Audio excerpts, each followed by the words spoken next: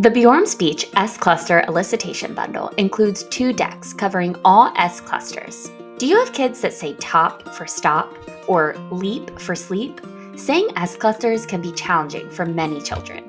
Sometimes children delete the first or second sound within the consonant cluster, and no amount of repetition or modeling the word helps. Our solution is to give you options for teaching S clusters. Think of it like an equation. Using imagery of a snake that's even shaped like an S, children can learn to say their S sound when they see the snake cue card.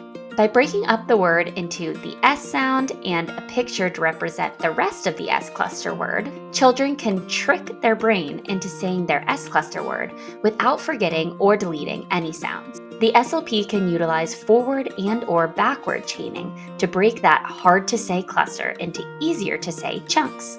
If the child says nail for snail, leaving out the initial S sound, we suggest starting with the snake sound card. Point out the features such as how the snake's front teeth are touching and you cannot see its tongue, the long airstream that the snake is making, and how it is shaped like the letter S to help us remember to say the sound. Introduce the word cards and familiarize the vocabulary if necessary, and then ask the child to say the word. Then place the snake card in front of the word card and model how you can join the sounds and words together. Snap. Once the child can sequence the cluster syllable structure without deleting any sounds, try moving on to practice the S cluster words. Now, if the child is deleting the second sound within a cluster, for example, saying sail for snail, we suggest starting with the word card first. Familiarize the vocabulary if necessary, ask the child to say the word, and draw attention to the starting sound. Then, as previously explained, introduce the snake card as the S sound and place it in front of the word card. Model how you can join the 2 words together to make snail. Once the child can sequence the cluster syllable structure without deleting any sounds, try moving on to practice the S cluster words. You may notice that there are both voiced and voiceless plosives in Deck 2 of this bundle. This is because the sounds K, P, and T are all aspirated voiceless plosives.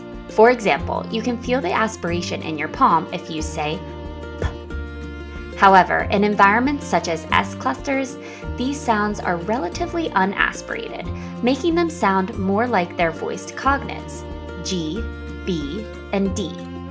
Using a voiced consonant may help children who have motor planning difficulties. Due to coarticulation, a word like spin is produced with an unaspirated P sound, which sounds a bit more like a B sound within S clusters. We suggest you probe whether the voiceless or voiced phoneme sounds more natural for your student. Our cards are a thick, matte texture with colorful, diverse, and inclusive images on the front, while the backs of the cards include multiple organizational elements such as numbering, color coding, and labeling, along with the target word. This deck allows you to utilize the following multisensory cues: the visual cue of the airstream and the mouth shape of a snake, the metaphor cue of the snake representing the S sound, the orthographic cue where the snake is shaped like the letter S, and the tactile cue by sliding your finger from the snake sound card to the word on the next card. Here are some tips and tricks. Lay the snake and word cards face up for the child to see, while the matching S cluster card is face down. Once the child can join the S with the word, flip over the S cluster card and see if they can say their S cluster word correctly. At Bjorem Speech, we are proud to produce products that are backed by research and created by excellent speech-language pathologists from all over the world. Elevate your practice with the Bjorem Speech S Cluster Elicitation Bundle.